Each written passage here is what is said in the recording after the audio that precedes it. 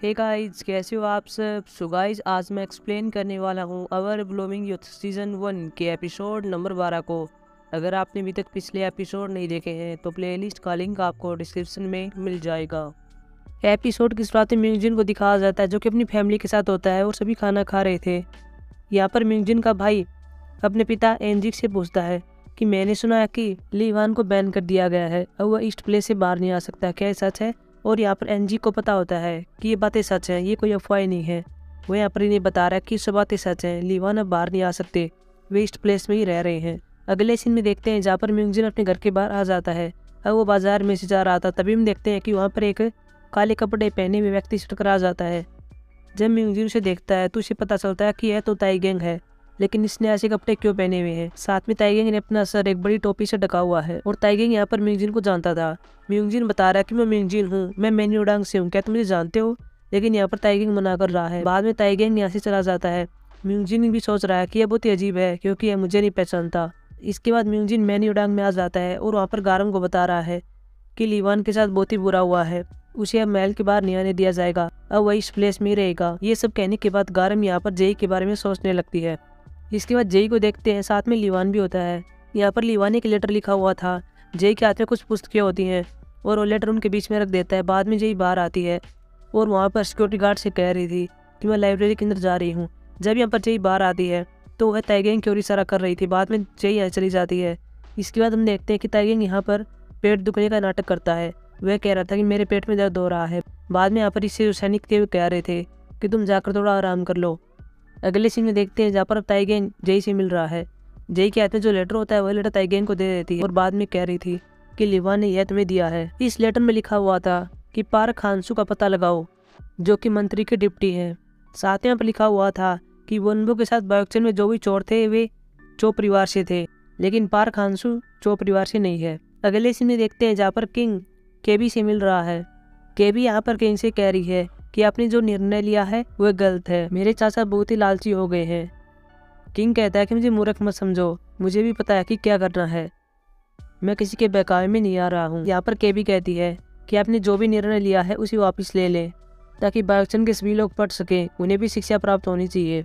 साथ में वो अपने बेटे लीवान को बाहर लाने के लिए भी कहती है। यहाँ पर केबी कहती है कि वह आने वाले समय का महाराज बनेगा, इसलिए आप उसे बंद नहीं कर सकते।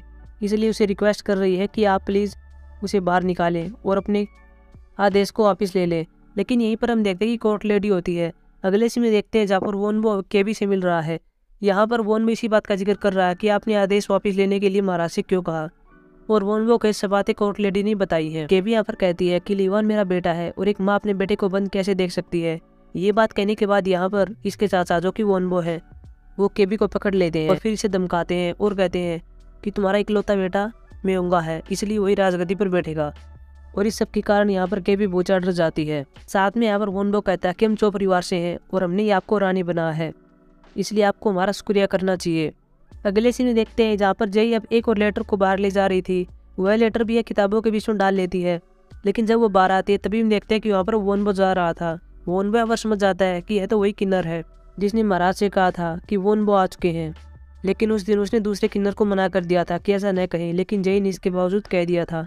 अब वो जेई से कहता है कि लेटर को कहाँ पर ले जा रही हो, मुझे पता है कि लीवान के पास आखिरी मौका यही है, वे आखिरी काम यही कर सकते हैं, इसके अलावा कुछ नहीं कर सकते, तो ये लेटर मुझे दे दो। लेकिन यहाँ पर जेई मना कर रही है।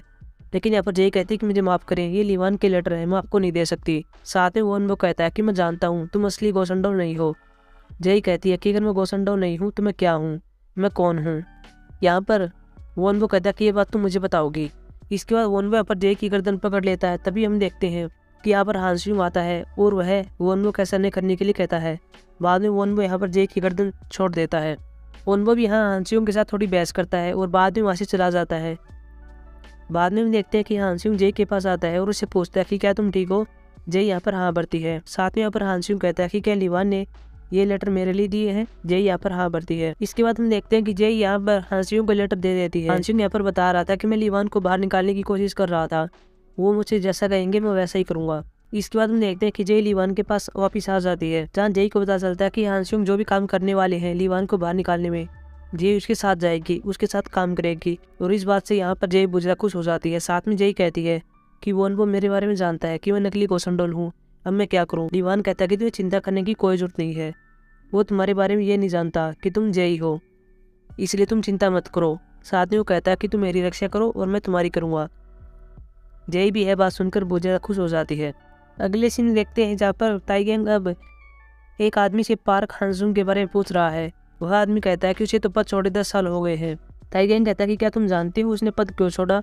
यह आदमी बताता है कि पार्क हांसुंग के पास बहुत ज़्यादा पैसा आ गया था, उसके चाचा का देहांत हो गया था। उसका चाचा बहुत ही अमीर था और पार्क हांसुंग की भी शादी नहीं हुई थी, वह अकेला था। इसके बाद वह अमीर हो गया। ताइगेंग कहता है कि क्या हाल ही में किसी ने उसको देखा है? यहाँ पर यह आदमी बताता है कि हाँ, उसका एक भतीजा है और वह एक अस्पताल में काम करता है, उसने उसको देखा था। अगले सीन में देखते हैं जहाँ पर जय अब लीवान को तैयार कर रही थी।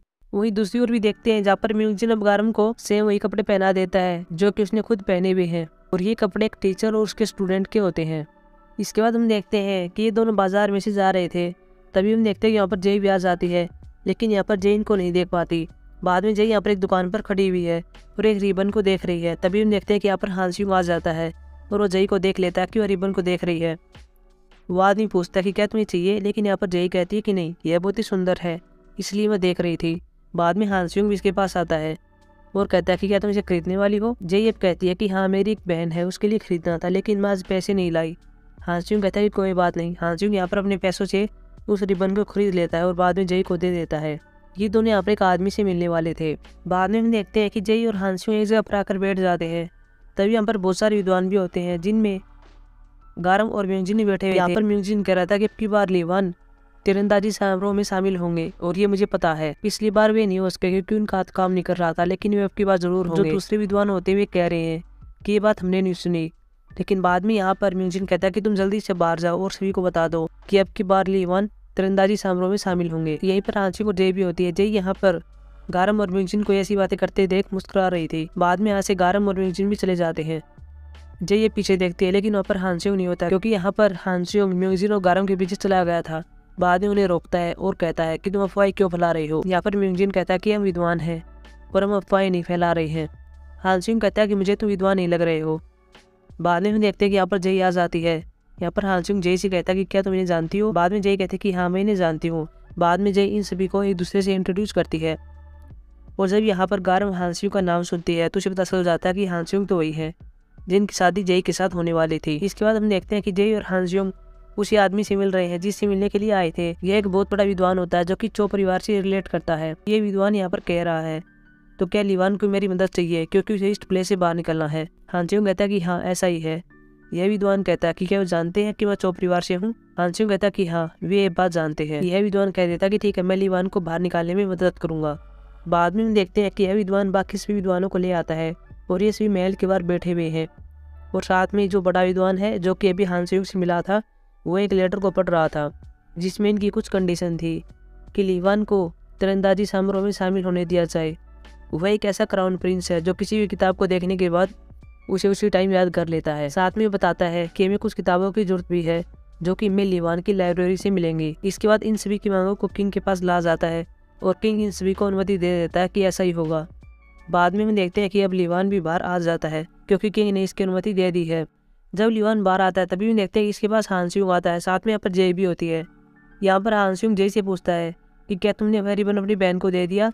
यहाँ पर जय हाँ भर रही है। साथ में कहती है कि मेरी बहन ने आपको थैंक यू कहने के लिए कहा है। अब यहाँ पर लीवान कहता है कि तुमने मुझे तो कभी नहीं बताया कि तुम्हारी कोई बहन है। इस बात से वह जय से थोड़ा नाराज हो जाता है। अब वो अकेला जा रहा था, जय उसके पीछे आ रही थी। जय यहाँ पर समझाने की कोशिश कर रही है कि मैं सिर्फ रिबन को देख रही थी, लेकिन तभी वहाँ पर हांसिंग आ गई और मुझे ऐसा कहना पड़ा, इसके अलावा और कुछ नहीं है। लीवान भी यहाँ पर अपने आप से बात कर रहा था और कह रहा था कि अगर तुम रिबन के लिए मुझसे कह देती तो मैं तुम्हारे लिए ढेरों रिबन ला देता। अगले सीन में देखते हैं जहाँ पर अब ताइगेंग लीवान से मिल रहा है और उसे पार्क हांसू के बारे में वही सब बातें बता रहा है जो कि उस आदमी ने कही थी कि पार्क सो की कभी शादी नहीं हुई, उसके चाचा बहुत ही अमीर थे, लेकिन बाद में उनका देहांत हो गया और पार्क हांसू के पास सारी जमीन आ गई और वह बहुत ही धनवान हो गया। साथ में ताइगेंग कहता है कि मैं उसके भतीजे से मिला था जो कि बता रहा था कि पार्क हांसू को जुए की लत लग गई थी और फिर वह जुआ ही खेलता रहा। साथ में भतीजा इसका पता भी बता देता है। लीवान यहाँ पर ताइगेंग से कहता है कि तुम्हें कुछ भी नहीं करना है, तुम्हें सिर्फ उस पर ध्यान देना है, जो कुछ भी करूंगा मैं करूंगा, बाद में मैं उसे देख लूंगा। ताइगेंग कहता है कि ठीक है, मैं ऐसा ही करूंगा। अगले सीन में देखते हैं जहाँ पर तीरंदाजी समारोह हो रहा था। यहाँ पर किंग भी आए हुए थे, साथ में यहाँ पर लीवान भी था। और बाकी सब भी थे, साथ में यहाँ पर चो परिवार भी था। बाद में हम देखते हैं कि लीवान यहाँ पर किताबों को पढ़ रहा था और एक किताब को पढ़ने के बाद यहाँ पर उसने जो कुछ भी था वो सेम टू सेम एक पोस्टर पर उतार देता है और बाद में जेई उसे चिपका देती है। सभी यहाँ पर आश्चर्य कर रहे थे कि लीवान तो बहुत ही अच्छे हैं, वे सब कैसे कर लेते हैं, वे किसी भी चीज़ को एक बार देखने के बाद कैसे याद रख सकते हैं। अगले सीन में देखते हैं जहाँ पर वह विद्वान जिसने लीवान की मदद की थी वह लीवान से बात कर रहा था, साथ में हांसिंग भी होता है। वह विद्वान यहाँ पर लीवान से कहता है कि आपने मुझसे मदद क्यों मांगी, और वैसे भी मैं चो परिवार से था। लीवान कहता है कि मुझे तुम पर विश्वास था और इससे कोई फर्क नहीं पड़ता कि तुम चो परिवार से हो या फिर ली परिवार से, यह तुम्हारा काम होता है जो कि तुम्हें अलग बनाता है। वही हम बाहर भी देखते हैं जहाँ पर न्याय मंत्री वोनबो और बाकी चो परिवार खड़ा हुआ था और वे यहाँ पर देख रहे थे कि वह लड़का जो कि विद्वान है वह चो परिवार से है और वह लीवान का साथ कैसे दे सकता है। बाद में यह लड़का जो कि विद्वान है वो बाहर आ जाता है, लेकिन न्याय मंत्री उसे रोक लेता है और कहता है कि तुम्हारे आगे कितने बड़े लोग खड़े हैं, क्या तुम इन्हें रिस्पेक्ट नहीं दे सकते। यह लड़का यहाँ पर मुस्कुरा रहा था। न्याय मंत्री से गला भी पकड़ लेता है लेकिन वोनबो उसे मना करता है। वोनबो बताता है कि मेरे ग्रैंडफादर के कजन है। इसके बाद सभी इसके सामने झुकते हैं, साथ में वोनबो भी झुकता है। अगले सीन में देखते हैं जहाँ पर पार्क हांसू जुआ खेल रहा था और ताइगेंग उस पर निगरानी रखे हुए है। अगले सीन में देखते हैं जहाँ पर अब स्कॉलर पार्क और जेई मिंगजिन और गारम से मिलते हैं। ये सब बॉक्सों की दुकान में आ जाते हैं और वहाँ पर खाना खा रहे हैं। अब स्कॉलर पार्क और जेई दोनों बाजार में से जा रहे थे, तभी यहाँ पर स्कॉलर पार्क जो कि लीवान है वो एक शॉप के अंदर जाता है और एक धागे को देख रहा था। बाद में वह जेई का हाथ पकड़ लेता है और जेई के हाथ को आगे करता है और धागे का मिलान करता है। बाद में कहता है कि ये दे दो, ये सही है। लीवान भी अगले सीन में अकेला बैठा हुआ है और उसी धागे को देख रहा है जो कि उसने जेई के लिए खरीदा था। जेई भी अकेली बैठी हुई है और सोच रही है कि क्या लीवान ने वह मेरे लिए खरीदा था, अगर उसने मेरे लिए नहीं खरीदा तो उसने मेरे हाथ पर लगाकर क्यों देखा। इसके बाद जेई उन्हीं पलों को याद करने लगती है कि उसके पेरेंट्स की डेथ कैसी हुई थी। वह यहाँ पर अपने दिमाग पर जोर देने की कोशिश कर रही है कि उस दिन आखिरकार हुआ क्या था। अब वो सोच रही है कि मैं किचन के अंदर थी, तभी हम देखते हैं कि वहाँ पर सिमियोंग आता है। यहाँ पर जेई कह रही थी कि उस दिन सिमियोंग ने सिर्फ मेरे हाथ लगाया था और बाद में वो चला गया था, लेकिन वो किचन के अंदर मेरी हेल्प कराता था, लेकिन उस दिन उसने नहीं कराई। साथ में वहाँ पर अगरबत्ती भी जल रही थी, तो वहाँ पर खाने में जहर कैसे चला गया। ये सब बातें यहाँ पर जेई सोच रही है। इसके बाद जेई उस सीन के बारे में सोचती है कि जब वह संदेश आके उनके घर पर शादी के तोहफे और वह लेटर लाया था। यहाँ पर जेई उस संदेश को देख रही है कि वह कौन है, लेकिन उसका चेहरा धुंधला दिखाई देता है। वो अपने दिमाग पर जोर डाल रही है और बाद में उसे पता चलता है कि है तो ताइगेंग है। इसके बाद हम देखते हैं कि वो भागती हुई लीवान के पास आ जाती है। लीवान यहाँ पर पहले से ताइगेंग के साथ था और बाद में जब यहाँ पर जेई लीवान के पास आती है तो वो चिल्ला रही थी कि इसकी बात पर ध्यान मत दो, इस पर भरोसा मत करो, इसे बाहर निकाल दो। इसके बाद वो ताइगेंग की तलवार ले लेती है और ताइगेंग के गर्दन पर लगा लेती है। लीवान कहता है कि तुम ये क्या कर रही हो। जेई यहाँ पर कहती है कि है वही आदमी है जो कि हमारे घर में शादी के तोहफे और लेटर लेकर आया था और इसने ही मेरे पेरेंट्स को मारा है। ताइगेंग कहता है कि सब तुम क्या कह रही हो। ताइगेंग यहाँ पर लीवान से कहता है कि इसने तलवार रखी हुई है, मुझे कुछ करना पड़ेगा। बाद में यहाँ पर ताइगेंग तलवार को छीन लेता है और वो जेई को नीचे गिर देता है और उस पर तलवार लगाए हुए था। जब यहाँ पर जेई नीचे पड़ी हुई थी और ताइगेंग उस पर तलवार लगाए हुए था, तब जेई उस सीन को याद करती है कि जब वो घुसपैठिया उसके ऊपर था और उसने तीर लगाई हुई थी। अब जेई यहाँ पर ताइगेंग की आंखों में देखती है और उसकी आंखों की उसी घुसपैठी की आंखों से मिलान कर रही है। यहाँ पर जेई को पता चल जाता है कि वह घुसपैठिया और कोई नहीं था, वह ताइगेंग ही था। और इसके बाद एपिसोड समाप्त हो जाता है। सो गाइज, ये था हमारा एपिसोड नंबर 12। अब मिलेंगे एपिसोड नंबर 13 के एक्सप्लेनेशन में। तब तक के लिए बाय।